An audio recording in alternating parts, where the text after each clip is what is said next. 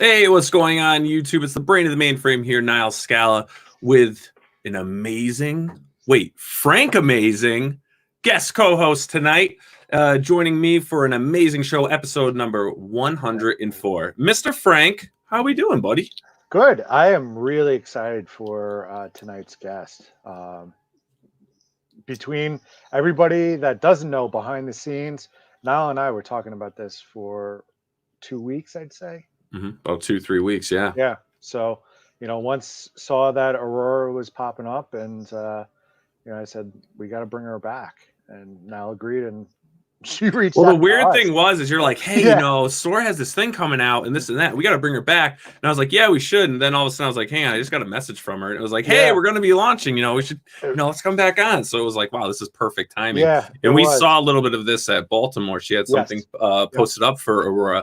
And I mean, it looks amazing, guys. Yeah. And Sorah is a fantastic creator. I mean, she's extremely talented. Everything's well written. She has quite the imagination. So this is going to be something fun. And Mr. Tucci tonight is serving his Legion duties. He's down at the Legion. You know what he's doing? You know what he's doing, Frank? Making pancakes? They're picking out like cabinets and countertops. Oh, I thought it was an actual cabinet, president, vice president, No, they're picking out like cabinets and countertops and like all this weird stuff. No, I guess there's like other like things going on there too, but what are you going to do? I expected like official business. Oh, no. It's like, so should we go to Home Depot or Lowe's? They're all walking around with their macchiatos, What kind of legions are in Long Island? You're from Long Island. What the heck's going on there? Hey, a lot of veterans, served. And when they came back, they created I don't even know how many legions there are. But there's a good amount, almost every town probably has their own legion. Support veterans. So it's really important. It is very important. Yeah. And you just made that into a very serious discussion. I did. Support your veterans. They don't drink macchiatos. Or maybe they do. But anyways, we've got such a great guest tonight. This is going to be a fun show. She is a character. I mean, everything she does is fantastic. And I'm excited for this. So without further ado, are you ready, Sorah, to enter the realm of the crowdfunding comics? Welcome, everyone, Sorah! Hi, guys. That's very D of you, Niall. Thank you. It's just a little something I do. It's how I walk around my house. I'm like, children, come hither. It's time for chicken nuggets and tater tots. He's been watching too much British TV. I love British TV. And then we walk really fast. There's nothing wrong with the BBC. I love the BBC. There's nothing wrong with the BBC.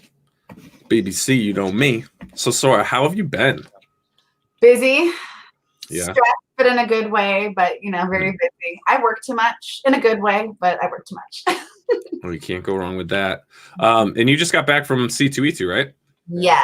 Yeah, literally last night at like 10 o'clock. So. Oh, wow. So you're already hitting the grind, promoting the campaign. Yeah. Yeah, we kind of, we were, I wouldn't say failing, but we weren't exactly promoting as much as we should have been because Brett and I were both at the booth and, what are you going to do? So it's like. Nice. Victor, welcome. TJ, welcome. Now, was it easy to be at C2E2 when you were already funded? Was that like a relief? Yeah, I mean, I don't have to because you're not stressed out about it. You've already hosted the party. People are showing up. So, I mean, it's a different experience than when I did Carnal. So, because it's a whole different animal, but it's, no, it was great. Like, it was relaxing. Everybody came out to me. They were super sweet. And they were like, oh, congrats on the hour funding. And I'm like, yay. But, I'm sitting there trying to go, crap, what do I have to draw next on the list? Yeah. That's nice. So what is if you don't mind me asking, I'm seeing a lot of posts, people saying, hey, are you attending conventions? Hey, are you doing this with the whole coronavirus thing? Yeah. Well, I mean, we're going to get some serious discussion here, I guess. Well, basically, Emerald City Comic Con's in Seattle, as you know, and Seattle is the current hotspot for coronavirus. It's apparently been spreading for 6 weeks. Some people are canceling until they tell me otherwise. I'm going to go. My best friend lives there, so I'm kind of like, all right, whatever. I'll just go and hang out with her and, try not to die. Yeah. That's a good way to put it. I'm hardy. I think I'll be okay. Yeah. The wine will help. It'll kill germs. Yeah, just just bathe in wine. That's it, rubbing alcohol. But yeah, no, I was just like seeing all those posts and stuff, and I know that's your next convention coming up, and people are saying, is anyone backing out and whatnot? And a few people have. Yeah, a few people have, huh? I know Agnes Garbout. I can never say her last name right. Forgive me, Agnes. But Agnes, she backed out because she's basically because it's a respiratory infection, and people who previously had respiratory issues in their life or have an underlying respiratory issue, they basically are just not going, which I don't blame them. I think that's smart, like whatever. I'm basically C2E2. I wasn't on a strict no touch policy, but because I'm a hugger, like it's just I am, as you know.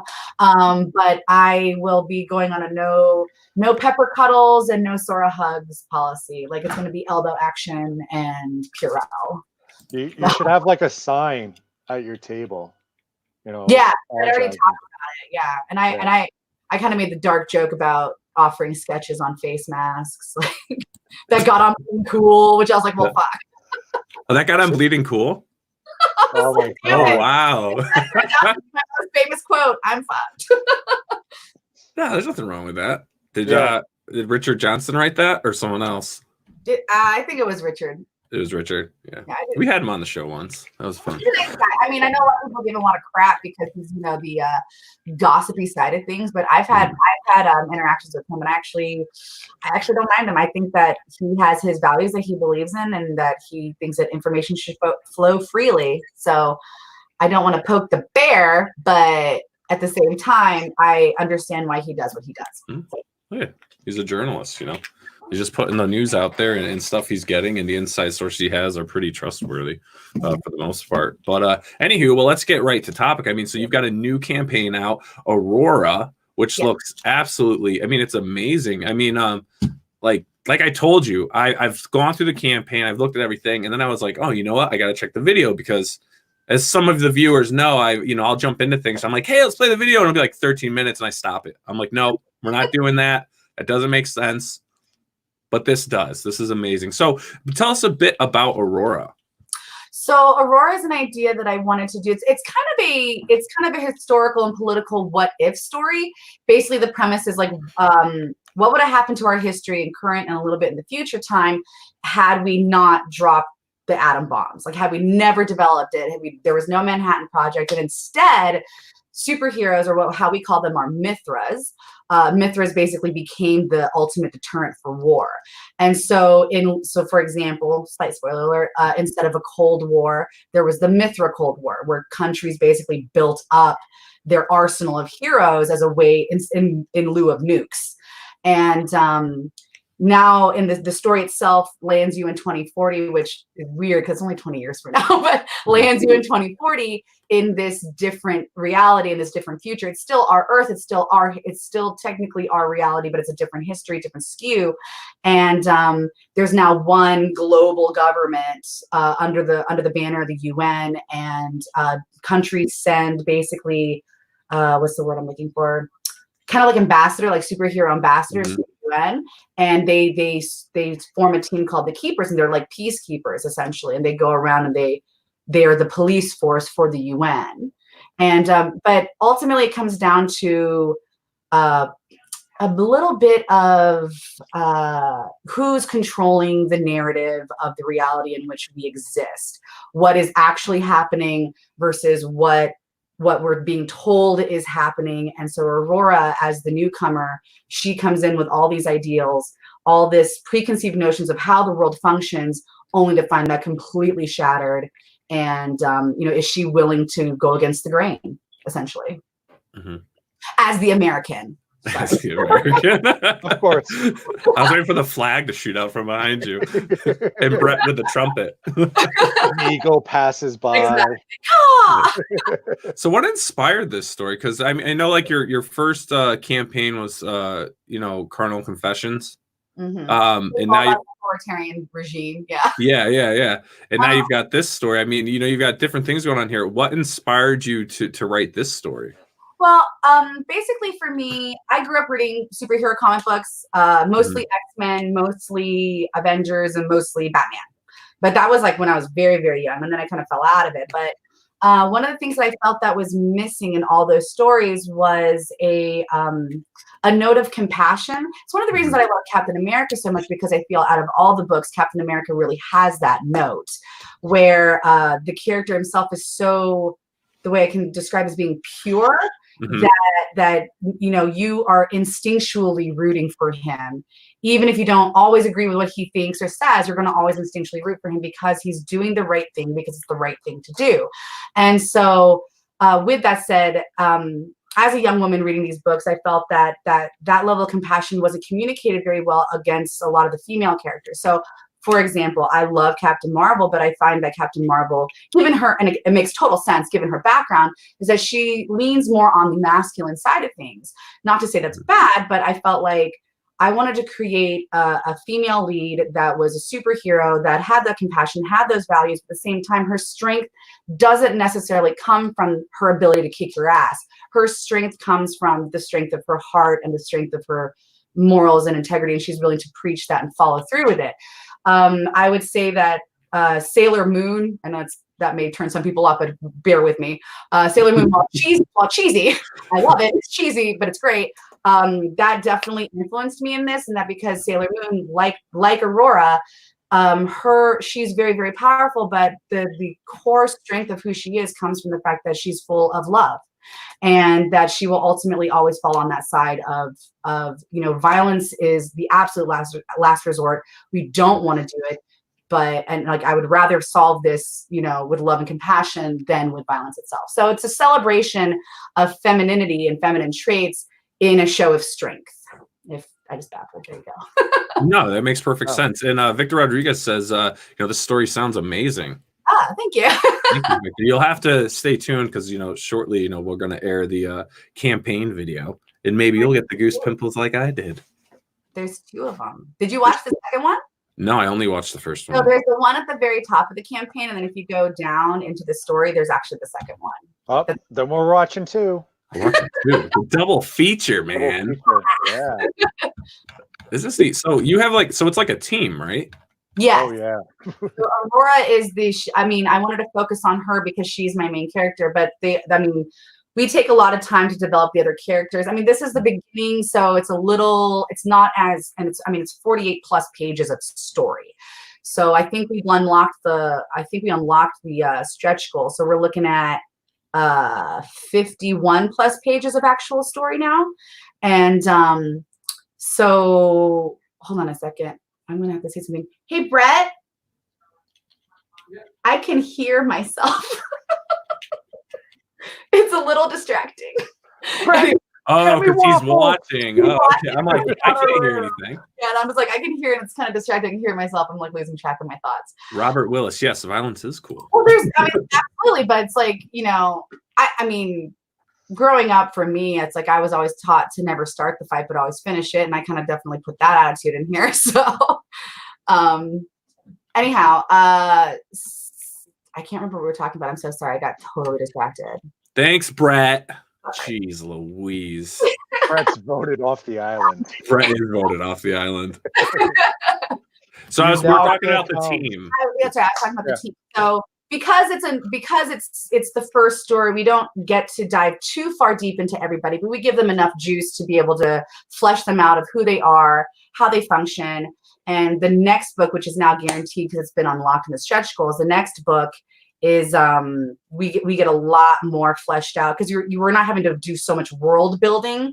Mm-hmm. It's there's a lot of world building here within this story, but there's a good shot of the team right down there. Yeah, right there. Now, who's each character here? Okay, so from left to right, we have La Nina. She's from Mexico. And then we have 0 Point, who's from Japan. We have Recurve from Canada, Adrenaline from Australia, and then Aurora from America. I didn't mean to only have one guy on here, but it kind of turned out that way. And I was like, I'm okay with this for now. I mean, the team's going to get bigger as time goes on, and it'll switch out players and whatever, but that's the core team right now. Yeah, it could. I mean, I don't know if it's giving anything away, but can you tell us like the abilities of each character? mean, that's totally fine. So La Nina is a atmospheric water-based character, so hence her name. And 0 point is energy-based. Recurve, actually, I mean, the joke is that like every single archery hero in every comic book ever is rich. So she actually comes from a very well-to-do Canadian family. She has a healing ability, but instead of using that, she ends up getting implants into her eyes that are mechanical, that are technological. So she has like amazing vision, and that's why she's able to do what she does so well. Cool. And Adrenaline she's our resident speedster, and she also has a drinking problem, which she's a party girl. So, and then Aurora is the power of light, which I won't expand on that because that's really explained in the book itself. And there's some funny jokes that my writer Wes put into there for me, which I really enjoy. So read the book. Note to self, Nile, don't ask about that. Well, actually, in the video, you'll get a little bit of sense of, I think, what you were just talking about. Yeah. So do you mind if we play the campaign video now? Go for it. All right, perfect. I gotta scroll back up. All right, everyone. Now it's time for your feature presentation. No? Not good? What are you gonna do? No. It doesn't want to expand. There you go.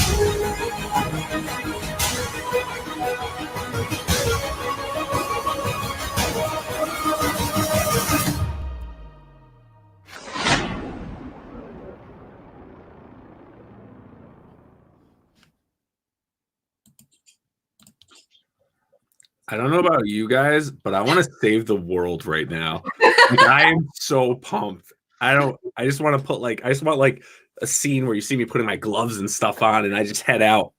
Let's do this. Let's fuck someone up now.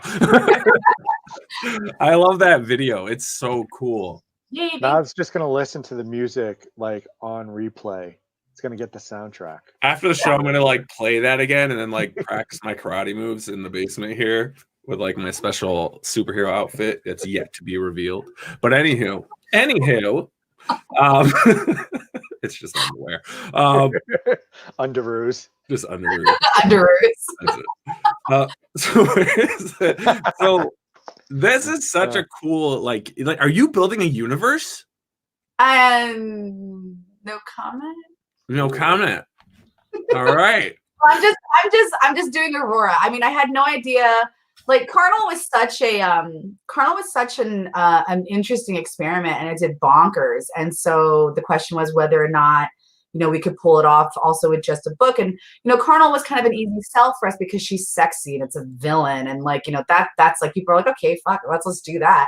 But like, you know, for Aurora, she's not that. She's, you know, much more PG-13, and she's not a quote unquote. She's very pretty, but she's not a sexy character or anything. So we didn't know if we could pull it off. So this was kind of our little experiment for it. I'm working with an amazing team. I've got Georgia Sposito on the pencils and inks, and she's this amazing artist from Italy, and she's just phenomenal. And thank you to Vince Hernandez for hooking us up. Like she's an endless source of giggles and amazing artwork. And then, like I said, my buddy Wes Snipe up in Canada, he's writing it. And I co-plotted with him, he's writing it. And Kate is throwing her beautiful colors on it, and she's doing an amazing job. So I feel very blessed and very lucky right now. So I'm glad. It seems like your team grew tenfold. Yeah. From first to second campaign. Well, Carnal is illustrated prose. I mean, it's an illustrated novel. And so for me, I did all the writing, and I did all the, you know, all the interiors, and Kate colored it. So I had a lot of beta readers and editors on it. Well, not editors. I had a couple editors. But other than that, it was just basically the nut of it was me and Kate. So in this process, I had to find, you know, somebody who, because I've actually never written scripts before. I've written plenty of prose, obviously, but I've never written scripts. So I can co-plot a story, I can build a story, but actually writing the script, my brain as of right now isn't quite geared for it. So I had Wes come in, I gave him all the ingredients and said, this is where I want to go with it. And he worked out some stuff with me. And then I said, okay, let's make it happen. And that's what he did. So, and he did an amazing job. It's like, I'm such a fangirl for his work. I mean, he's a brand new writer. He's only done a few things, but he lives, breathes, eats, and shits comics. So especially superhero comics. So like, he was perfectly paired to do this. Wow. This is really cool. Like I really love your character designs. I kept, while you were talking, I just kept scrolling through because I really like your character design. And then like in the beginning of the video, like I saw a character that had feathers. That's Leviathan. So Aurora's then this is, I think this is explained actually on the page that you're on. So the Keepers were formed, God, what year was it? I think it was supposed to be 2020. So the Keepers were technically formed in our current year. And the first generation of Keepers, and then there's like the sixth gen. Oh no. I'm being wrong. She was born in 2020. So sorry. The first generation of Keepers came about basically after World War II. And as they keep going, so Aurora is now the sixth generation. Leviathan is part of an older generation that sticks around, and he kind of acts as pseudo trainee, mentor-y kind of a position where he's like making sure that the next generation of Keepers is on the ball. He's still active in politics, still active in government, and so he helps in that regard. We do get a little bit exposure to some of the older generation Keepers, but he's the most involved in this story. Yeah. So, and I won't say anything more. Now, what made you decide to go with this like alternative timeline of events? Well, in the initial iteration of this story, which I actually made in 2012, I had a whole thing about this. Like, it was supposed to be far, far, far flung into the future, to the point where, you know, like there's like a Pangea, and then all our continents split apart. So in the future, this is when all the continents smash back together on the other side of the globe. Like, it was way the F in the future. And then I kind of decided that like it would just be doing the technology needed for that level of in the future would just be, I'd be explaining how people brush their teeth and use the bathroom way too much. And like, this was just easier because we still have like tech that we're familiar with. Yeah. So that forced me to have to basically rewrite the history in a sense. Like, then I said, okay, well, I can work that into the story. And the original founder of the Keepers, which is this character named Xanatos that's discussed in the preview pages, and he makes an appearance in the trailer. Oh, thank you, Victor. Hey. I really needed him because he plays a little bit bigger role in the second book. I really needed him to have the experience of dealing with Nazis. I needed him to have that background. Like, he knows fascism, he knows authoritarianism, and so I had to have. I was like, okay, so it has to be within our kind of like, you know, time in our timeline. So that's really, it was a necessity of the story that I wanted to tell, the characters that I wanted to express. So.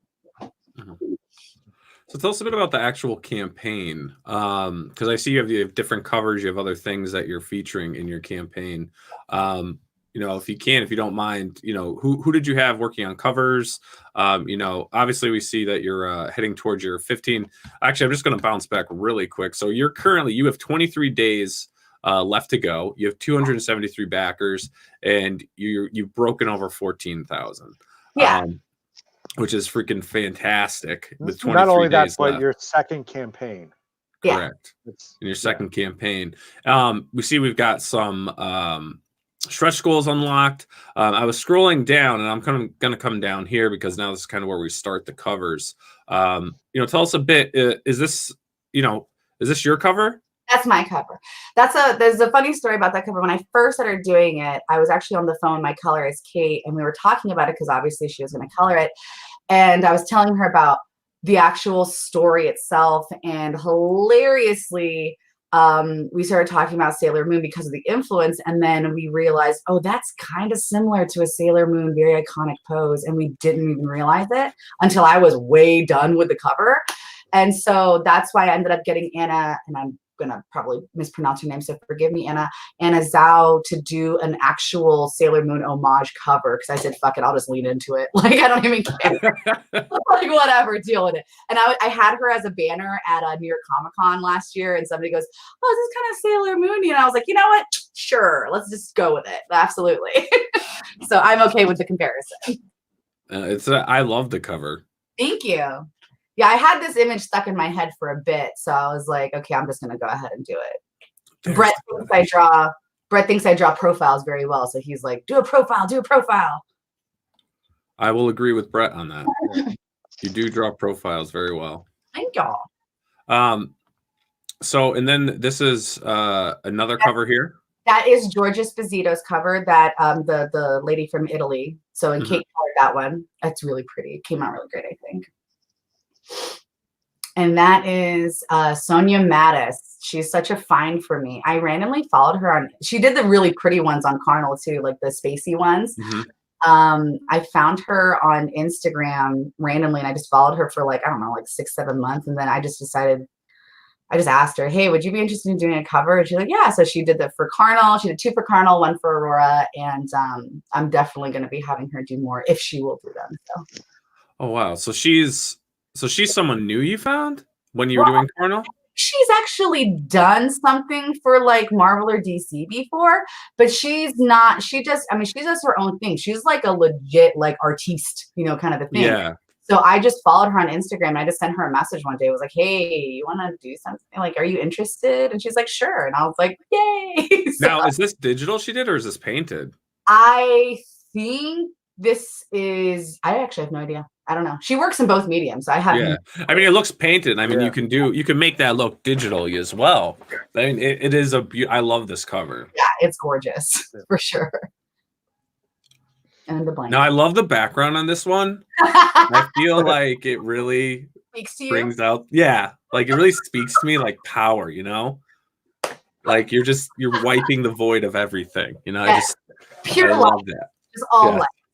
So, and this is your sketch blank edition. Yes. Yeah. So this is what you're going to be drawing on thousands of these at conventions, right?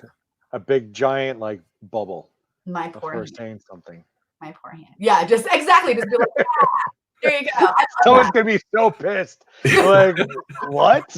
It's a circle. But yeah, so that's cool. So you got that one, and then where's TJ? Is TJ here? Yeah, TJ. There you go, my friend. There you go. There's Alana. There you go. like Carnal, Atlanta cosplayed Aurora for me. She built that costume from scratch and made the wig. She actually ended up sewing in 2 different wigs into one wig, because to get the massive braid along with all the hair, she needed 2 separate wigs. And I remember her talking to me about it. She's like, I'm sewing the wigs in. I'm sewing the wigs in. Yes, Waffles. Yeah. So what is Waffle? Wait. What's her last name? Online Waffles. is Atlanta Waffles. That's how she's known in the cosplay community. Yeah. Oh. Yeah. See where it says cover? Read the name. No, I see that, but I'm like, is Waffles really her last name? No. No, it can't be. No. It can't be. And then I'm debating Randall Taylor. I'm debating this cover just to get a doodle on it. So he's the blank cover. Now, is she going to be doing conventions with you? She did. Cosplaying? She did a couple of conventions with me last year while we were promoting it. So we did Baltimore. She was in cosplay, and she did New York. Right now, we don't have anything planned currently, but I mean, it really just depends on how this whole campaign goes. Obviously, you know, the more money we make, the more you know, funds I have to fund into promotion and stuff of that ilk. And so, because like Georgia is jumping immediately onto book 2, so as soon as guaranteed. So she's going to finish the, you know, she's finished this, and boom, she's on this next one. So we're you know, as soon as she's done with the next one, then we'll do the next Kickstarter. So it just really depends on how things line up with everything. Plus, you know, the coronavirus. So who knows if cons are even going to be a thing for a while. Well, I know. I'm wondering. I was actually thinking that, like, I'm wondering, like, if 2020 is going to be a year of just, you know, the cons are kind of we'll put on the back burner. We'll see. We'll see how everything pans out. Who knows? You know. So then you've got. So this is another one of your covers. Yeah. I originally drew these all separately just for like, I just wanted to draw them, and I told her like, yeah, we can like make stickers or something out of them. But then I thought like, oh, what if we just like threw them all together? Like, why not? And so I did, and it actually has been selling pretty, or not this one and the other one. I was surprised. I just kind of threw them together because I said, why not? Essentially, I made it for stickers though. Yeah. Yeah. No, a lot of people are saying they love this cover. Yeah. I think what's neat is like you're showing a different style of your artwork. I know there's like, I draw chippies or like serious artwork, and there's like no in between. Like, hyper cute or, you know, sexy. Like that's it. Yeah. And then Sanju did the coloring on the cover. Yeah, he did the chibi for Carnal on, or for the Carnal chibi on the last campaign. So I had him just to keep it consistent, and he does a great job on it. So. And then you have them all separate. Not all of them, just okay, just Aurora is separate. Yeah. So cute. Look at those eyes. Those are all like package deals. Yeah. So you got the package deals. So now, speaking of Carnal Confessions. Well, this was just for people who missed the campaign. And if they wanted to go ahead and just get it, then they can just get this book with it. So it's easy to ship. It's the same dimensions as a standard comic book, which Aurora is a standard graphic novel comic book. Now, with the conventions you're going to, do you have Carnal in stock for people to get? Yeah, I mean, I mean, depending on where we're going, it's a relatively limited stock. So at C2E2, we had like a few A covers, a couple of B covers, and a couple of exclusives. But mostly we have like the con exclusive stuff that we have, so like the Blue Rainbow exclusive, and like I just did we just did a brand new cover gallery book called Honey Trap, and I did a brand new cover for that for C2E2. And I have one for Emerald City, and then I'm doing another one for like further on, just to, you know, keep it in the consciousness as I'm continuously working on the website and getting the stories out there. So, so you got Bill McKay, and Sanju, naturally. And Sanju, he's phenomenal. Sanju is amazing. I know, he's like a machine. It's crazy. Yeah. And you know, I saw, I think, what was it, for Marat's book? He did a cover, like actually drew the cover. Yeah, I've only seen like his coloring. I've never seen a lot of his illustration work, his drawings. Yeah, he's starting. He started with White Widow, and he did one for Marat, and he did one for Aurora too. Yeah, and you got Metcalf's cover. With Stacey Dela Cruz, who's amazing and wonderful.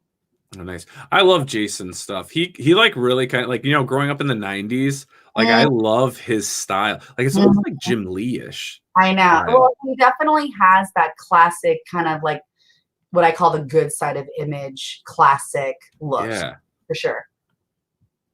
And Elias. I love Elias. That's such a cool cover too. That is such a cool cover. That's like my cool it's my personal favorite, I think. And Mike that's DeBalfo. First of the DeBalfos, yeah. Oh, wow. We have 2 DeBalfos on this campaign. Ryan Kincaid. That's such a cool cover too. Yeah, he really captured it very well.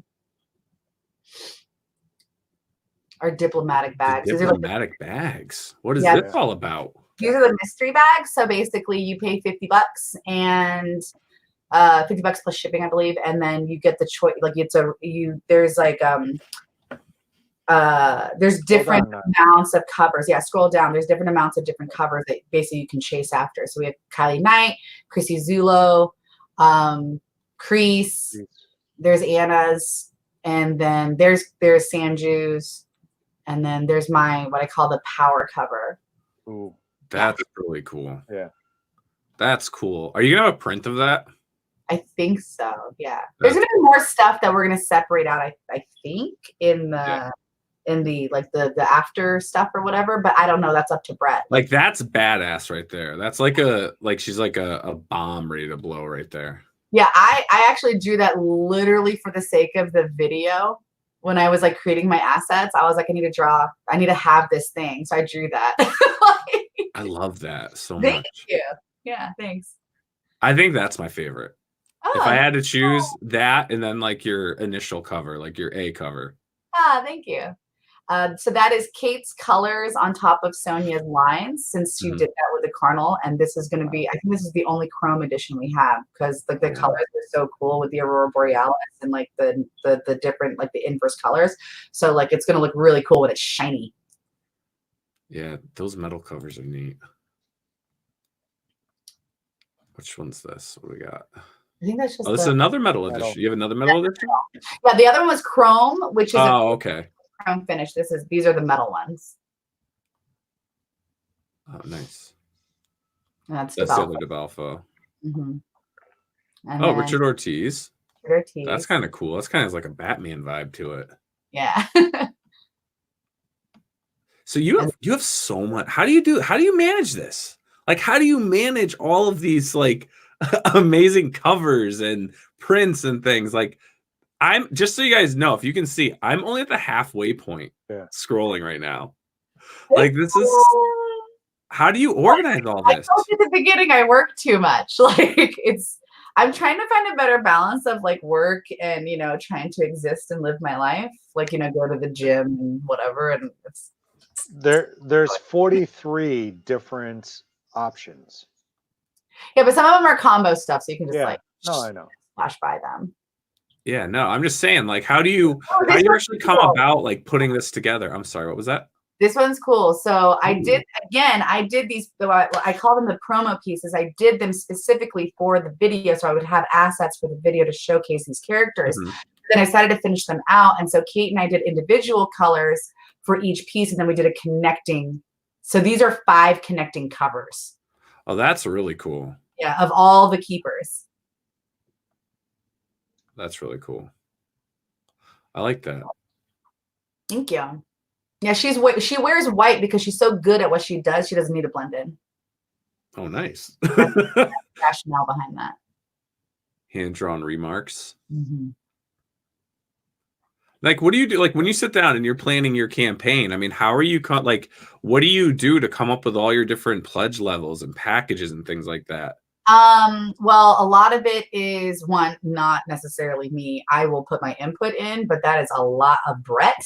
Brett thinks, he looks at every asset that we have, every cover that we've received from people, and they go, okay, what's going to sell, how we can best sell it, like how can we optimize each image. Honestly, I said this before, I said this last time I was on the show, is that, we stand on the shoulder of giants of like, Brian Polito is the perfect example of that. Like, I really learned from him, and he's been so gracious and so wonderful, and sharing his wisdom with us. So yeah, no, Brian's the man. He's got this system down. Oh, I know, it's incredible. He's my squad goal one day. I want to be there. This is my favorite Ortiz cover, because I think Ortiz draws some of the best butts in the industry, and Ceci's colors on it is so good. That's great. That's those are great butts. Those are amazing glutes, as we like to call them for the kids. The glutes. Yeah. So this is the biggest, I think, the biggest non-original art package that we have, and you basically get everything that we print, and that's the only way you can get that Richard Ortiz cover, the butt one. Oh wow. Oh wow. And then you get a black bag, and then So this is like the honey pot. This is everything. Yeah. Oh, actually, there's more. There's more. Oh, this is now we get into the original art. Yeah. The original art packages. So, which is cool because you get like a 1-of-1 metal black and white line book. Yeah. That's cool. Yeah. There's more Metcalf original art. Kincaid. Well, one of the things that I like about your campaign this time that you've done is when Nile eventually gets to it, you give all of the contact info for everybody that's helped out with the campaign. Yeah, I think that's really important. I mean, that's just my own personal thank you, because I mean, these are people, these are friends of mine. Some of them are random that I like, you know, Sonia. The other ones are friends of mine, and I want to promote them as much as I can. And so, you know, I wouldn't be able to do this without them. So for me, it's like, well, duh. It takes me all of like, you know, how long to put their information in. So you may as well. Yeah. Yeah, no, that is cool. So that's it right here. So the creative team. Yeah, there's the creative team, which is like the core people. Scroll down because you'll find something funny. Hold on, wait for it. I know what it is. Yeah. There it is. There he is. Cameo artist Pepper. Pepper is legitimately in this book, and he's on 2 covers because I was like, everyone loves my damn dog, so I was like, I'm gonna use him to market. Why not? Like, market him. But yeah, so this is everybody's. Did we miss Kree's cover? No, we got it. Yeah, no, he's in the diplomatic bag. Yeah. It's a pretty cover. So, I guess during con season, are you spending your time walking around talking to certain artists? And I don't. Brett does. Brett does. Okay. Yeah, I will send him to some people, like where I'm like, I think you should go check him out, because for me, it's like there's plenty of artists that I personally love and adore that I would love to have cover work from, but he's the final say on, because you know Brett has his years of experience in the secondary market. You know, he's the one who has the final say on, okay, I think sell this person and sell this artwork. And it has to match the style too. Like there's plenty of, like, I didn't use Jesse Wishman, for example, on Aurora because Jesse is well known for this very sensual and erotic art, which works for Carnal, doesn't work for Aurora, right? So not that he couldn't do it, it's just that I want to play to everybody's strengths. And so that's why I had, for example, Anna do the manga, Sailor Moon thing, is because that really plays into her strengths. And I want to match the artist as best as I can. But there are plenty of people that I want involved that, the question of it is like, are they going to have value, in the direct and in the secondary market to, is it to print that book? Because, we don't want to be, stuck with a bunch of empty books, essentially, or, books that move. So, that's unfortunately the kind of math that we have to do as I guess, producers. Yeah, publishers. I feel weird calling myself a publisher, but I guess I kind of am. But you're a publisher, yeah. I feel weird saying it. So, and then for anyone out there that doesn't know, you keep mentioning Brett. Yeah. Brett is my manager and my work husband. So he does everything with me, and he's pretty awesome. I couldn't, everyone asks me, how can you do everything you do? I'm like, because I have a Brett. That's what I say. I have a Brett, and he takes care. He literally will just say, this is what you have to draw next. Here's what you have to work on next, blah, blah, blah. And I go, awesome. Like, I don't have to think about it. I just start writing a chapter or start working on the next book. And like, he's managing, like he's the master puppeteer behind everything, like making sure everything is in line. He's just there with Pepper. Just keep drawing. I know, that's what made me think of it. The keeper of the pepper. Yes, exactly. So no, he is an indelible resource. I literally don't think I can pull this off without him. Like I see some people pull off like campaigns by themselves, and I'm like, kudos to you, because I work best in a team setting. So it's like I need somebody to back me up and to like bounce ideas off of and whatever. Because otherwise I'd be going off the deep end, I think, on some things. Yeah. Now, how long have you and Brett been working together? How long has he been managing you? I called him my manager from pretty much 2016 when I re-entered comic books on.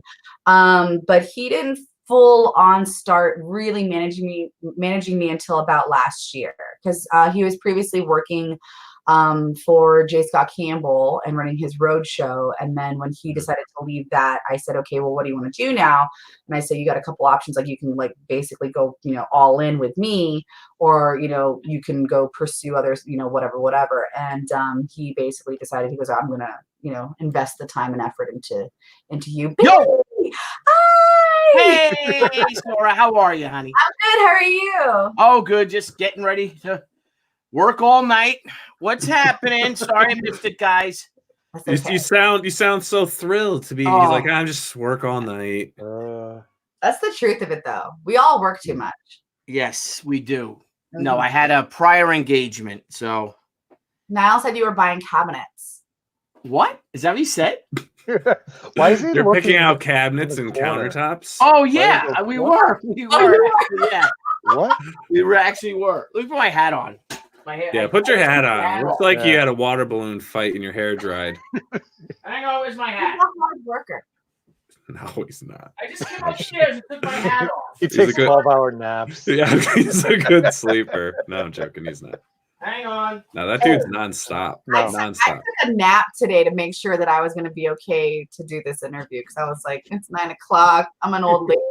I'm not gonna lie. I was sitting on my bed at 8:15, like, I gotta get up. Oh well. I was like, I gotta get up. I had my American Legion hat on. I don't know where it is. Yeah, we were picking out cabinets, looking at they're redoing the bathroom in the hall, among other things. Did you boys go to IKEA? They've got some neat things. No, they got estimates from people, from contractors. Yeah. And then it was just to see, what I don't talk about. I've been just talking about it for 2 hours. Yeah. Okay. We could talk about more butts. Butts? More butts? We can talk about more butts. Like cigarette butts or like the butts? The butts. Booties. The booty. Yeah, the ones that clap. What? What have I missed? What? What is going on? It goes with your rapping career, bro. You scamps. Actually, you know what time it is? Wow. It's time for video number 2. Number 2, Billy, in butts. It's a thing. Are you guys serious? You really? No, there's another video. There's a second video. Yeah. We're gonna play the second video. You've got to see that. We have a video of butts. We have so confused him. Dude, you gotta see Aurora's power involves her butt. Oh, I It's like Pepper. that. She has a nice bum. It's a Brett cake. That's Brett. Billy, what's up, bro? How you doing? Good. How is my audio coming through? Am I echoing because I don't have headphones on? Your audio is fantastic, Billy. Is it? Let's zoom in. Yeah. Hey, Brett. This is Brett. Hey, Nile. Hey, And guys. this is the Pepper. Hello, Infamous Pepper. Pepper. Artist. All right, but there is a second video to the campaign, and I don't want to forget, so I'm gonna head back over to Kickstarter, and I'm gonna play the second video for everyone. All right, I'm gonna go get my hat. Yeah, get your hat. My hair's all flat. Kind of rhymed.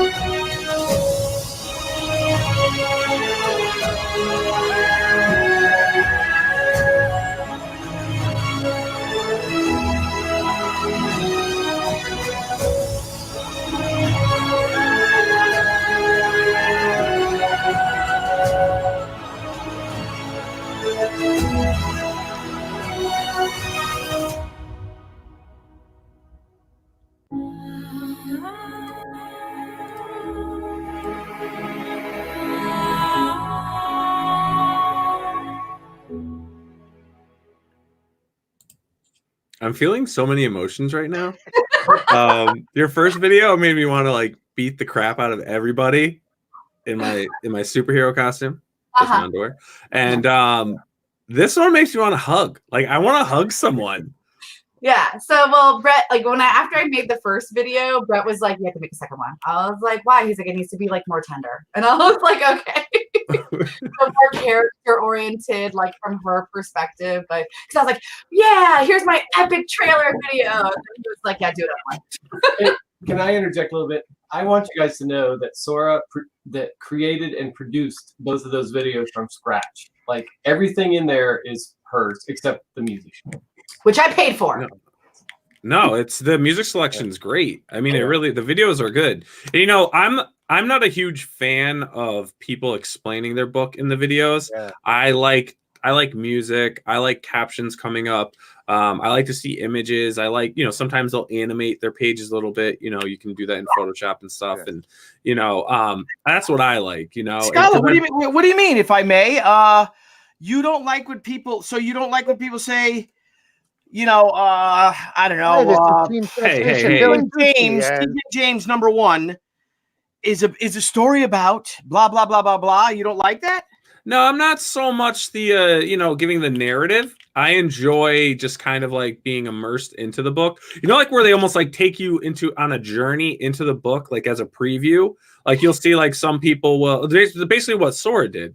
You know, you're kind of going through this journey. I treat it like a movie trailer versus a explanatory video, and that's the stuff. That's the stuff that I like. I prefer that as well now. So I'm with you. Now I don't want to be like held to it. Like I'm not saying I don't like it, but I'm just saying I think it's more fun.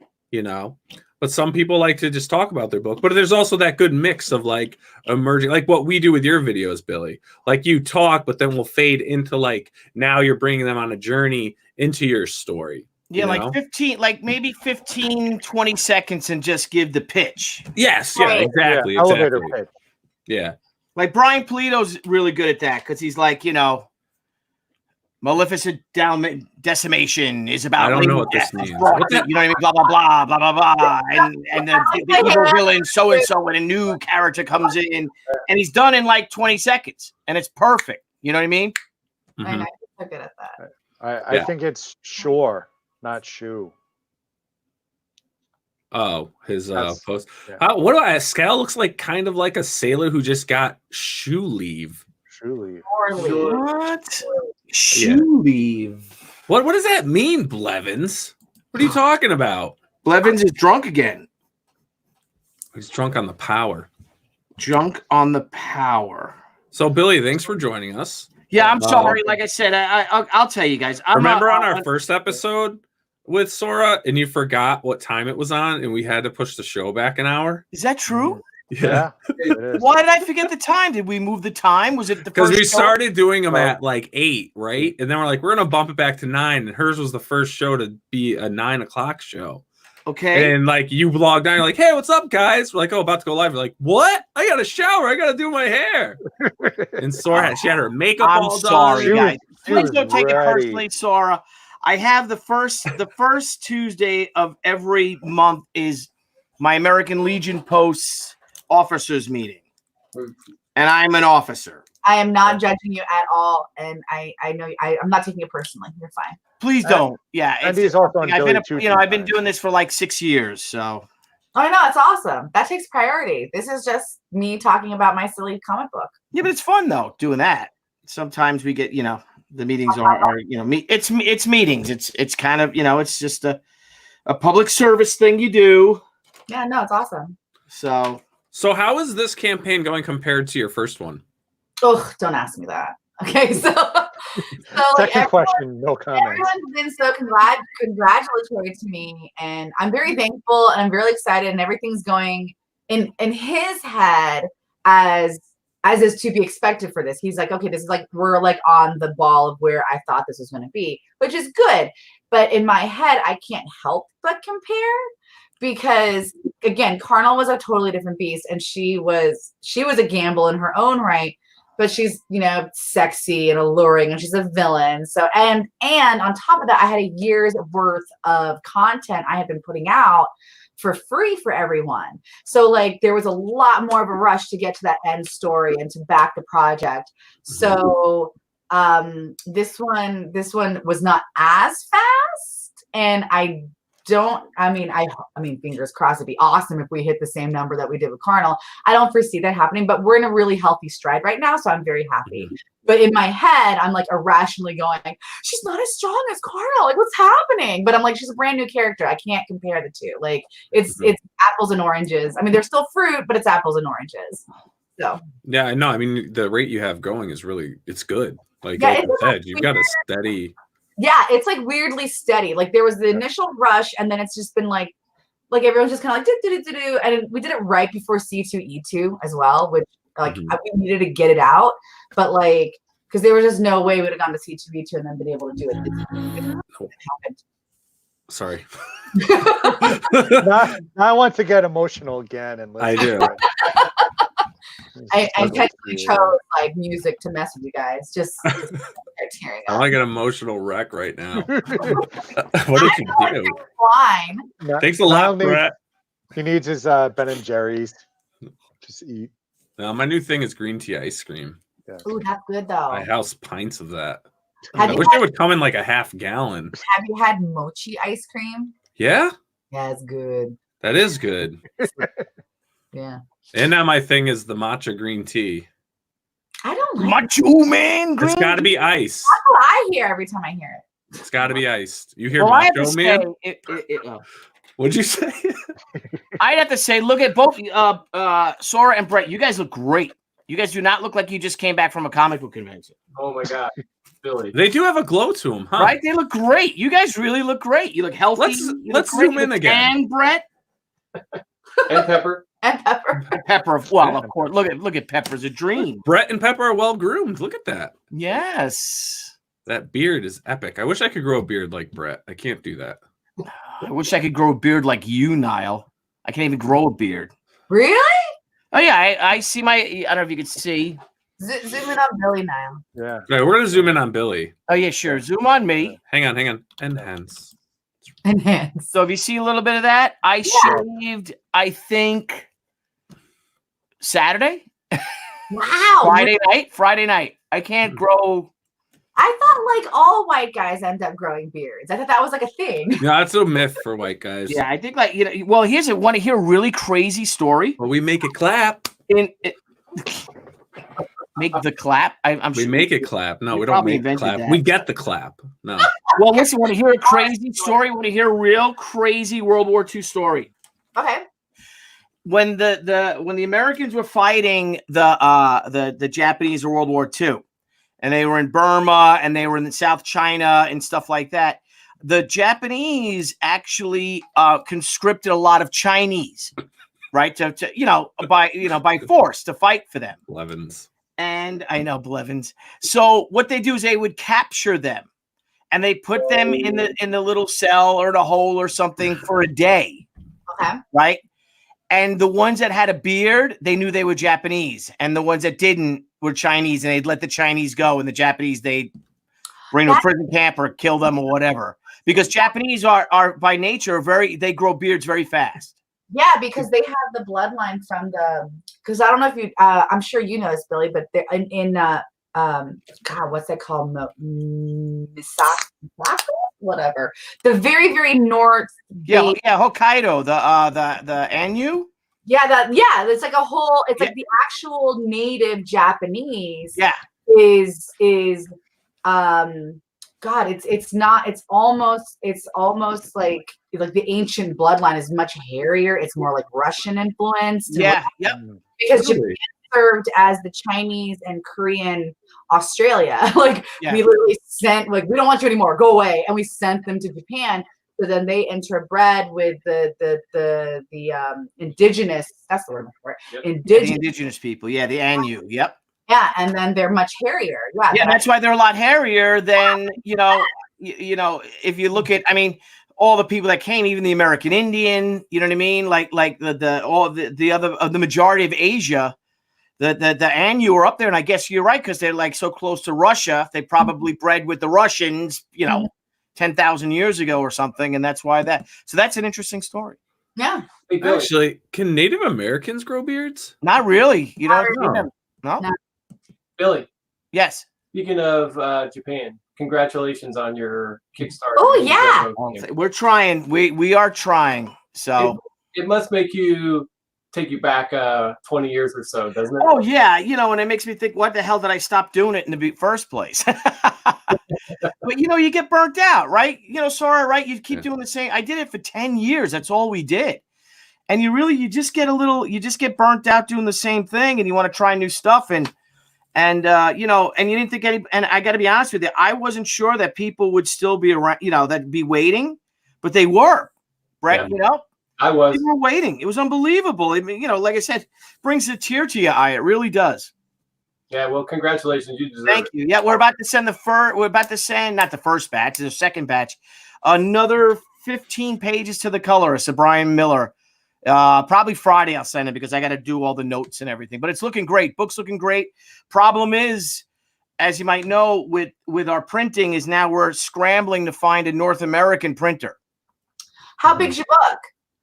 56 pages. Okay. It's expanded to 56 pages, I think, from 48. You should talk to Brett.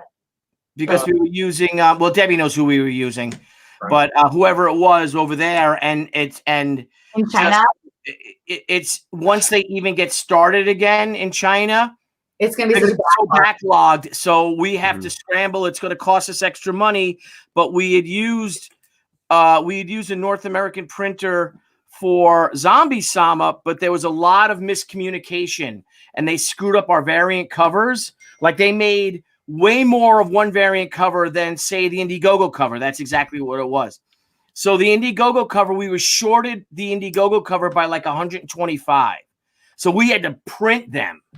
And the cheapest price we can get, I think, was something like $10 or whatever. You know what I mean? So it cost us like $1,200 to print these extra books, but we had to fulfill them. Yeah. So we were trying to look for someone, and let's face it, working with the Chinese or the South Koreans, they're really North Koreans. The North They Koreans print the best books. Oh, we should give those North Koreans a chance. No. My wife is texting. No, but they're really accommodating working overseas. Yeah, it really is. But now, it's so we're scrambling to find. So Brett, if you don't mind, if you've got someone you could recommend, we'd love to talk to you. Yeah, sure. Because I want this book to go to press. Give us, let's see now. We're already in March. We're going to start shipping a lot of stuff at the end of March. A lot of our books.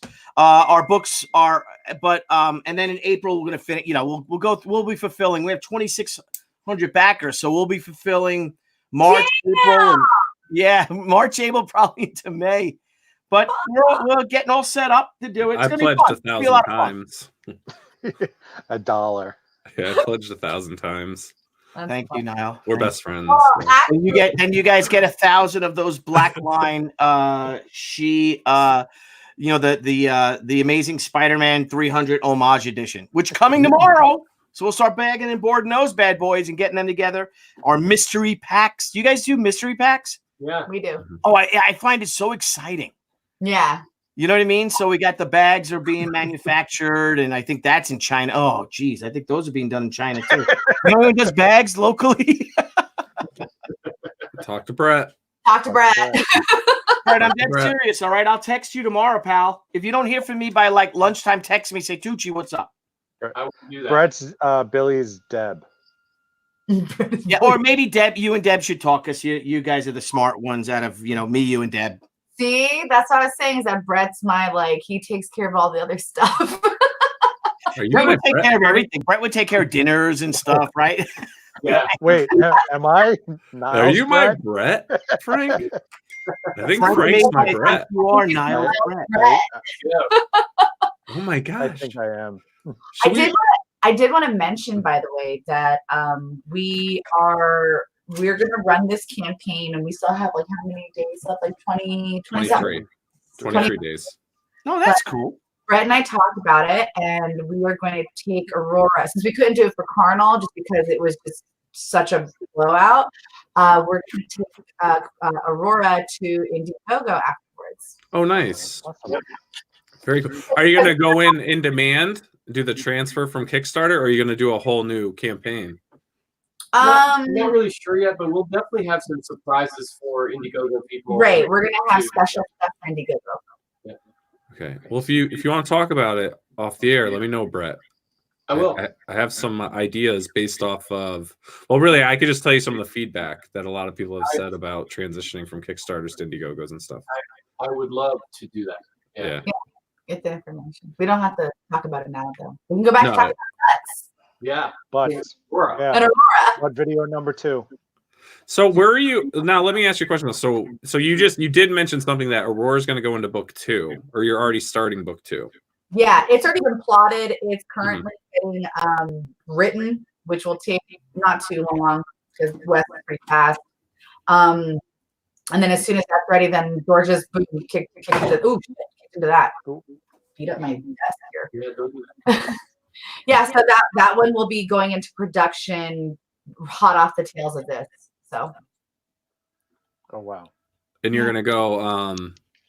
Well, you. You look confused. He's math. That's the problem. No, I heard an echo. Sorry, I heard an echo, and I was seeing what it was from. Yeah, actually, the plan is that Aurora comes out, and then we will do the next book, Carnal, this summer, hopefully, and then we'll follow that up with the next Aurora, and then the third Carnal. Yeah. Yeah. Wow. Oh, wow. Oh, so you got a whole lineup then. Oh. It's so third Carnal is going to be during the fourth quarter. Well, maybe even the beginning of 2021. Yeah, it might be a little. Okay. Why did Billy mute himself? I mute Billy. No, it's his brain. Someone forgot headphones. Rule number 1: headphones. Okay, so I'm still personally creatively debating on whether or not to make the third Carnal into a graphic novel or of illustrated prose. And the thing is that the 1, 2, and 3 of Carnal, even though book 1 is self-contained, book 2 is self-contained, book 3 will be self-contained, they all kind of line up into a 1, 2, and 3 all together. So I'm like, ooh, do I want to transition mediums? I'm not sure. We didn't know what the expense was going to be, because that's kind of what Aurora is teaching us, is the expense of hiring a penciler, because Brett basically is like, yeah, you're not doing interiors. He's like, you're gonna be writing, you're gonna be doing covers, that's your job. So I'm like, okay. Just because I'd probably be so slow as hell on interiors, just not fast. And so I'm still debating on whether or not to make Carnal into the third Carnal into an illustrated graphic novel, or an illustrated prose, or a graphic novel. I'll figure that out how I see after the second campaign and how much time that I have. The second Carnal, if anyone has reading, I keep warning everybody, say, listen, read the first book, enjoy it. That's my easing you into this, because this second book is saucy as fuck. Yeah. So yeah, it's saucy. It's where I get to have fun and just play.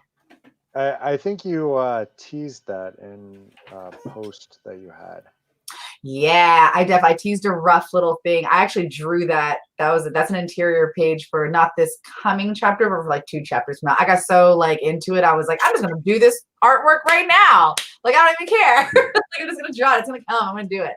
Yeah, it's definitely saucier. It's she definitely lives up to her name of Carnal Sin in the second book, for sure. So Now, when you do your books and your scripts and stuff, I know you said you're kind of slower with the interiors, but do you rough everything like with your script, or do you leave that solely up to your artist? Actually, what I do. Oh, you mean for like on Aurora? Like the pages for? I'm sorry, I was talking about. Well, in general. Well, more so for Aurora.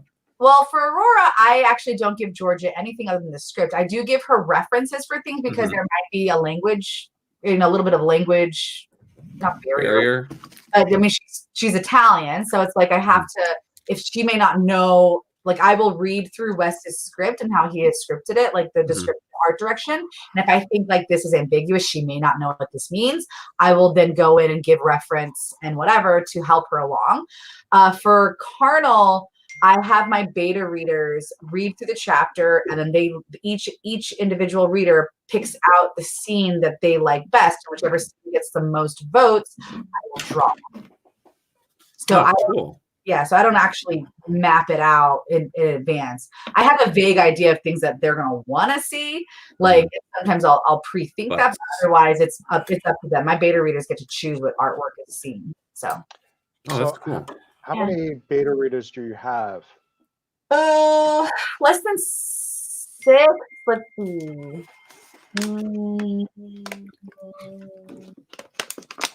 I would say it can fluctuate between 4 to 6, including my editor.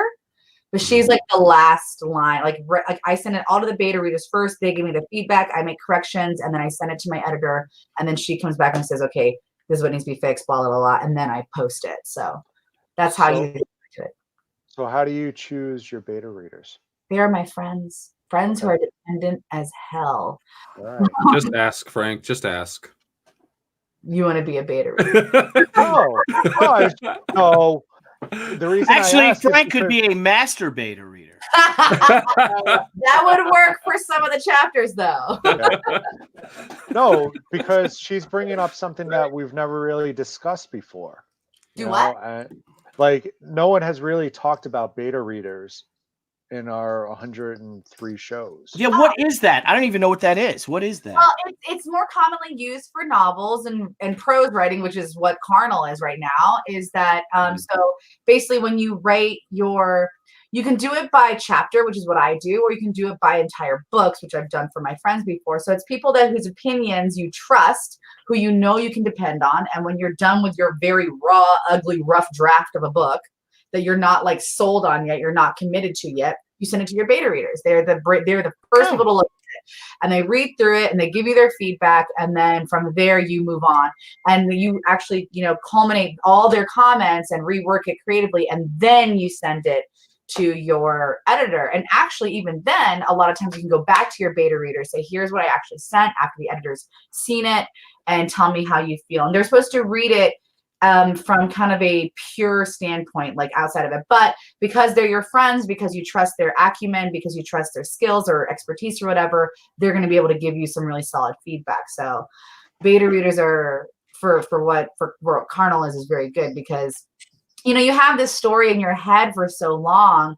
It's like you don't know if you're really hitting the right notes that you need to be hitting, because for you it's like so I'll take Carnal for example. In the first Carnal book, there was the romance between Carnal and Sicarius, and for me, I already knew that was coming, but I didn't want it to be totally obvious for the reader, but I wanted to plant the seeds so that way when it came, they understood. They were like, oh, this is justified.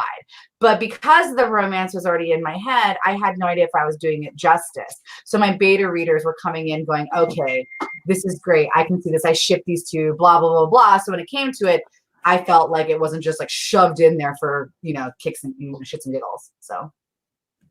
Gotcha. Thank you. Oh, that's interesting. Maybe you should beta, buddy.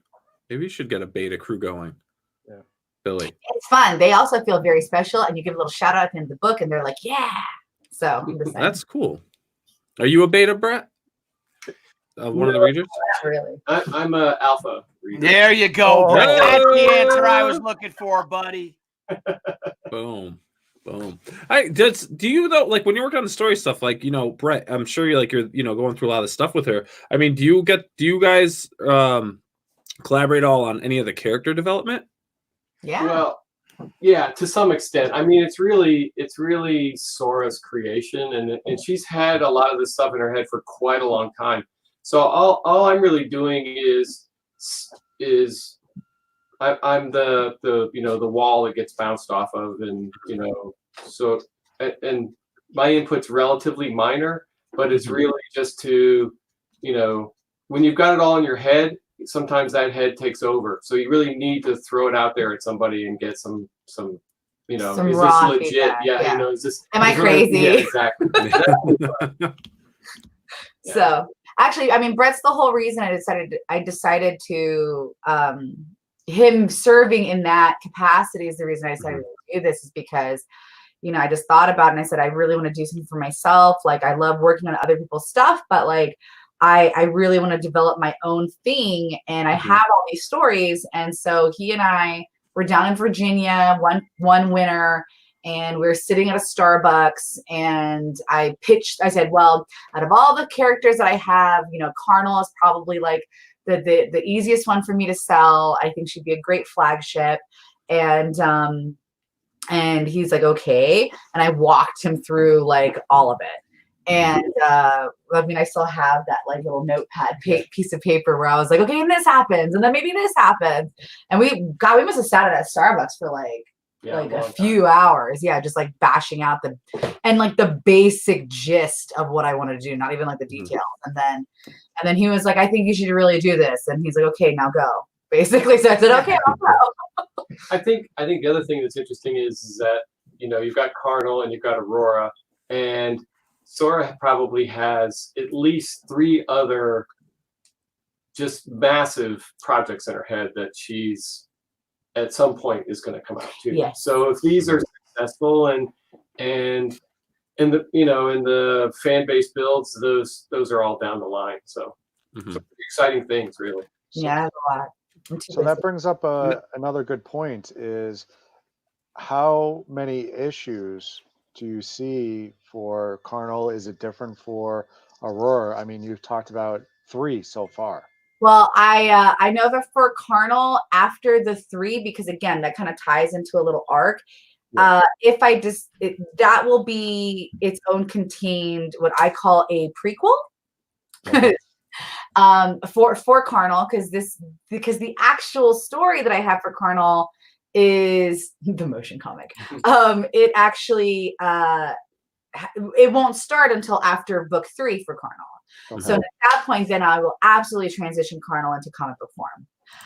So, and that story and that can go on for I mean, I already know where it ends. So that I can play in that sandbox for as long as I want, as long as the fans want it. And then I have the ending is already plotted out. It's like it's already done. I know exactly where it ends. For Aurora, we have 3 currently plotted, but that too can keep going. It's open-ended in that sense. I know where I'm taking the character eventually, but right now it's open-ended. So it just really depends on fan response and how we do, because I tend to, in my head, I build very broad universes and stories.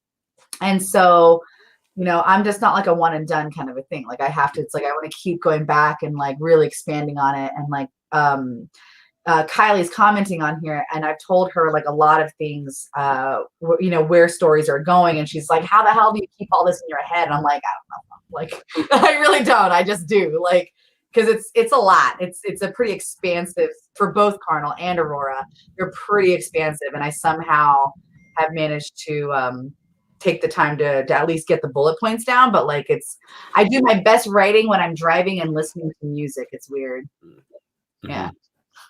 So how do you go about, though? Like a lot of creators, they have many different ideas, many different stories. I mean, like you're saying, you're basically have like a multi worlds in your head of all these massive stories that you want to get out into print. I mean, how do you manage that really? Like, how hard is it to focus? Like when you're working on Carnal, how hard is it to focus only work on Carnal versus, now you're in the world of Aurora. And then who knows what's next as far as like what you debut as your new set of characters and things. I mean, how do you discipline yourself? Well, right now, I think Carnal and Aurora is my max, just because I'm managing Aurora. Like I did the co-plotting, but now I'm in a manager point, where it's like, okay, I'm editing Wes's stuff, and then I'm looking at George's stuff, and then I'm art directing the colors, and I'm working with Taylor to do the lettering and all that jazz. So that's more art directing, story directing. It's less involved, whereas Carnal for me is like I have to sit down, I have to dump my thoughts and my feelings onto the page, and but I think in this capacity, these two projects are probably my max for now. Once Carnal turns into a comic book again, which I wouldn't actually be penciling because Brett won't let me. But once I get into the comic book form that's more managerial, I might be able to take on a third one. I don't know. But I'm happy where I'm at right now with the two. But juggling between the two is a little, well, it's not actually that hard because they're kind of polar opposites, right? You got Carnal, who's like this very intimate, very in-depth, saucy, sexual, bad girl, whatever. I can actually just literally shut that off, and then the rest of it is like, Aurora. So it's not terribly hard for me to bounce between the two because they're such polar opposites. Unintentional for them. Well, they're also two different mediums, really. I mean, yeah. I don't know if people realize, but Carnal is an illustrated novel, and the first book was 208 pages, whereas as Aurora is a graphic novel, it's 48 pages, and it's written by somebody else. It's scripted by somebody else, by Wes, of course, and so I think Carnal is more of a, like she said, it's more of a mind game for her. Yeah. It's more intimate for me. Writing Carnal is more intimate for me because I have to really, I can't disperse responsibility on anybody. It's literally all me. So it's like I got to focus. Yeah. Heroine Burr, you can write good girl and bad girl. No need to choose in between. Exactly. So. No, I mean, you definitely are, killing this indie market, with what you're doing. Not killing the independent market, but what you're doing is you're really just kicking ass. And, I really appreciate you coming back on the show for this. Yeah. Because, like you said, it is two different worlds. And, with like Aurora and Carnal, I mean, as you're developing the stories and you have these ideas, do you envision or trying to maybe push one of your properties out into another form of media? There's been talks about that. We've been approached by a potentiality of that, but nothing is currently like, let's gab about it or anything. There's none of that. But I definitely think that Aurora lends itself to something that's a bit more like animated or something along those lines. That's my personal feeling on it. And it's a much more accessible story than Carnal is, just because Carnal is more adults. It's darker, whereas Aurora is a little bit more accessible to your general audience. So I think that would be something fun to pursue, but I don't have anything that like, I'm not actively pursuing it. If people come to me, then I'm like, okay, cool, let's talk about it. But like, I mean, this is really our first, like, this is Aurora's debut. So people are coming at me tentative, like, hey, so how do you feel about this? And I'm like, I don't know, like, we'll see. But I'm not opposed to it. That'd be cool. I'll totally sell it. I don't give a shit. Oh man. Now mainstream work, right? Because you're really focused on your own stuff. I mean, are you still open to doing more mainstream work or even work for others? Yeah, I mean, I still do. I mean, the cover that I was working on earlier today is for somebody else's Kickstarter, and it's like this small little project or whatever. But the guy came to me at a con. I liked talking with him. He gave me the basic picture of the story. I said, sure, let me know. Like, contact Brett because he handles all my commission work now, my work. I still do stuff for Brian Polito, who I love and adore. I still do stuff for White Widow, Jamie Tyndall's book. So I'm happy to do, and I still do stuff for Action Lab and Yule's Vision and whatever. So it's like I'm happy to do stuff. I think because people see me doing so much that they're like, oh, she's too busy, like, period. Which I'm like, okay, I am, but I will make time to do stuff, right? And so I'm happy to do work in terms of like, if you're talking like the big two or whatever, then I have yet to be approached for that. So I did work for Marvel way back in the day, but it's like I haven't pursued anything. I'm having fun playing in the indie sandbox right now and being my own boss. Yeah, you make more money doing your own stuff too. Yeah, that's kind of where I'm landed at. I mean, you can't like, talk smack on the fact that, you get a broader audience and a brand recognition as a creator, as an artist, if you get a run on whatever, Iron Man, Batman, whatever. Right. I'm not going to snub that opportunity, but right now it's like I have a philosophy of, if you build it, they will come. So it's like, in my head, it's like, I'm just going to do the work. I'm going to do the best work that I could possibly do. And if they're interested, they'll come to me. I'm not going to go thirsty and go barrage people. And like, that's not my style.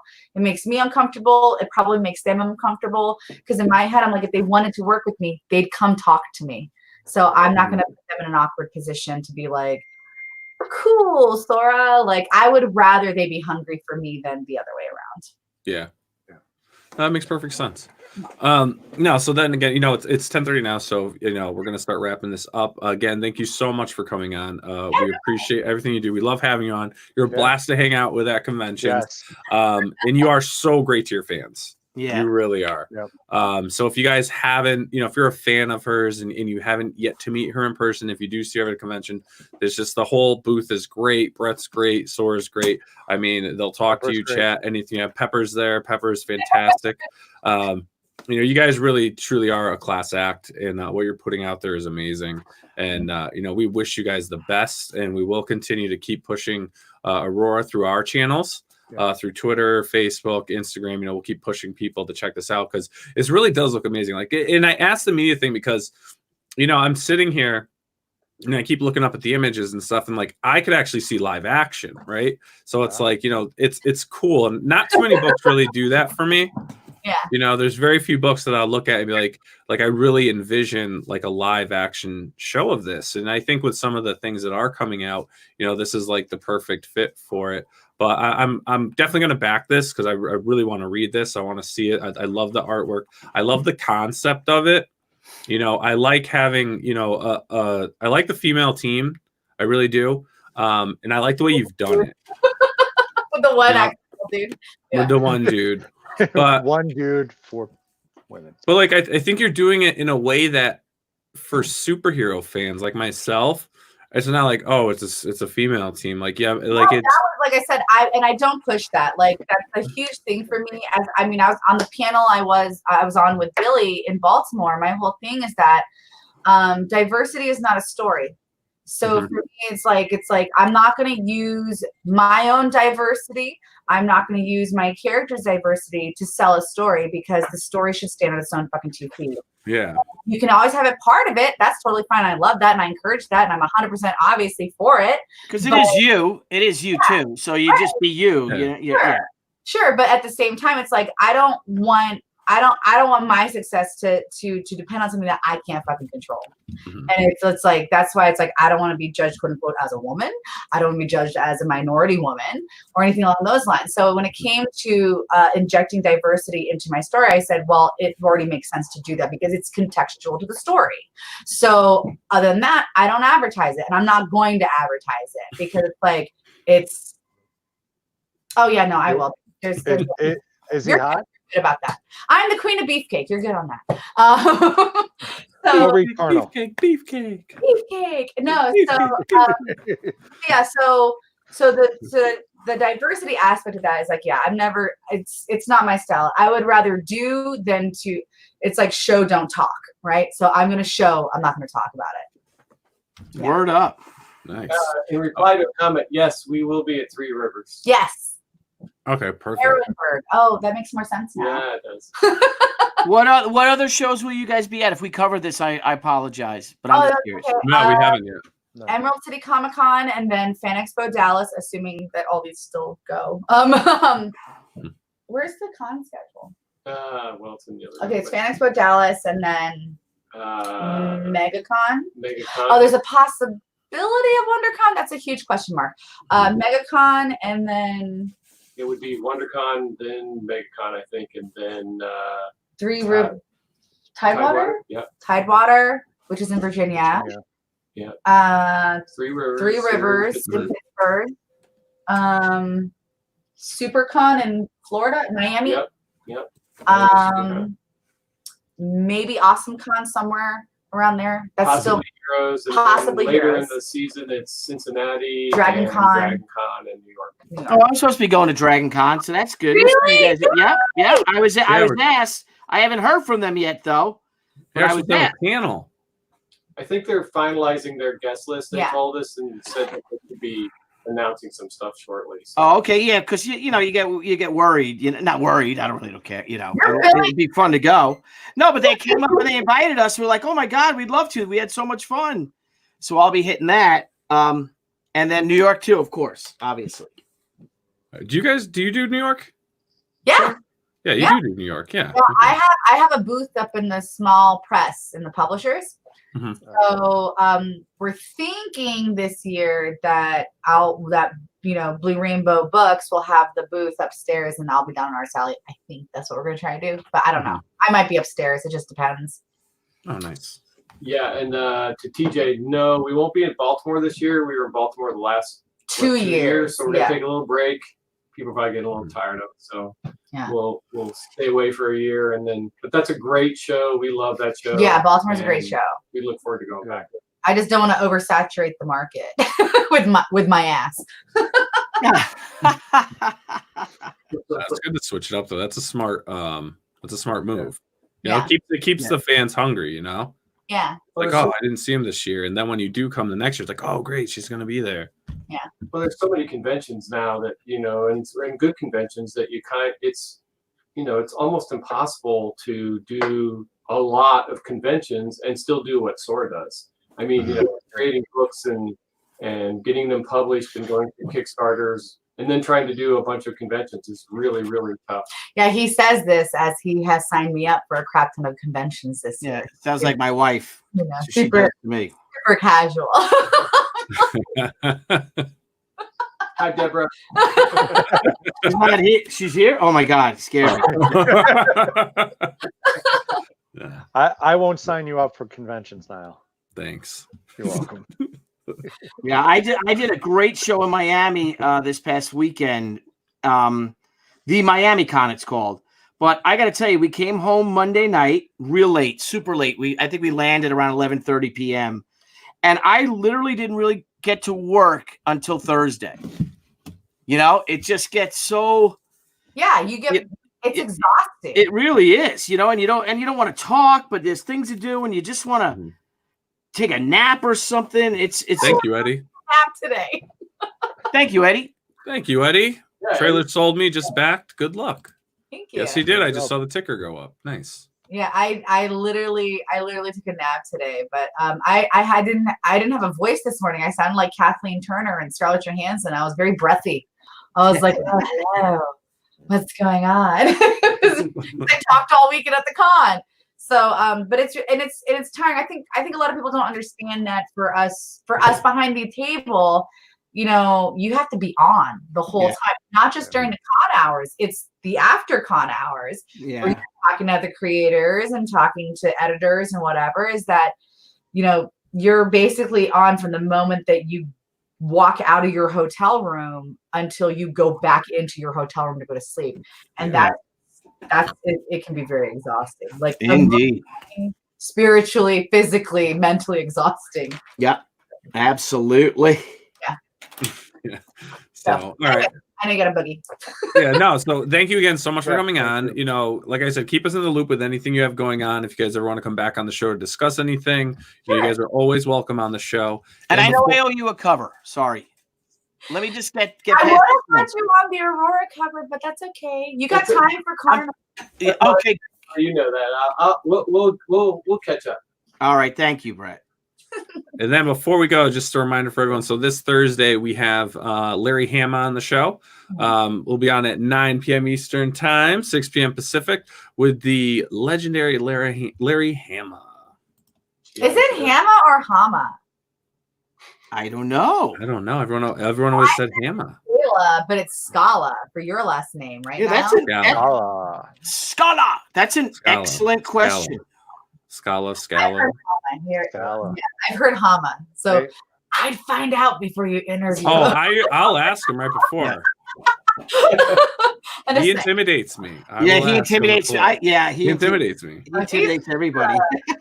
He's like a legend within a legend. Yeah. But it's pretty cool though. He's like, hey, I don't text you anything. He's like, here's my phone number. Call me, and we'll get it set up. And of course, I'm like, all right, I'm calling Larry Hama. All right. And he's like, who's this? Why are you calling me? I'm like, you told me to call you, sir. I'm so sorry. My name is Nile Scala. I know Billy Tucci. We're doing a show. You said you'd come on. No, okay. Nile's in his office with the suit on, calling him.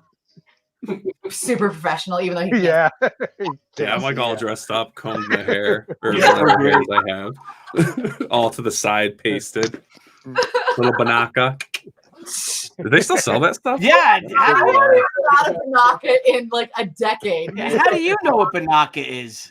Dude, when I was like back in like 1995, 1996, all the ways I'd be like, when you go that party into the club. Yeah, just like that. Doing those disco moves. Not disco. Billy wasn't doing disco. Were you doing disco, Billy? He is now. I am now. Stay in the line. Stay in the line. Stay in the line. Anyways. All right, we lost him. All right. Because you didn't keep up your beats, you lost him. What do we do? You guys saw the Office, right? With that one, it's freaking Larry Hama. All right, I have to go. My neighbors are telling me there's a car parked down the street, and I have to check it out. So, it's because you're part of the Legion. Yeah, I'm doing the Queen's way. Bye, everyone. Thanks for joining our show tonight. Bye. For having us. Make sure to back Aurora. Boom. Aurora. There you go, guys. Right here. Back it. There you go. Yeah. All right, 23 days to go. Bam. Make it happen. Let's triple that number. 15. Triple that number. Quadruple that number. Over 3 weeks to quadruple that number. Actually, even better, 5-druple that number. Yeah. 5-druple it. All right, everyone. Thanks again. Brett, it was so nice seeing you again. Sorah, thank you so much as always. And everyone, have yourselves a wonderful night.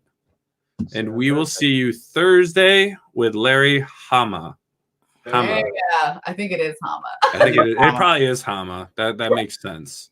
Thanks, guys. Good to see you guys. Bye. Bye, everyone. Have a great night. Thank you. Bye.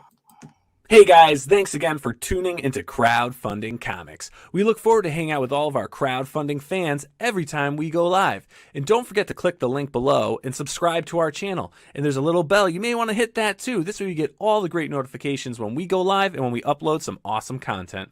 You want to follow us? Sure, go right ahead at Twitter at CrowdFundComics with an X, Instagram Crowdfunding Comics, and Facebook at Crowdfunding Comics. Till next time, crowdfunding fans, we'll see you soon.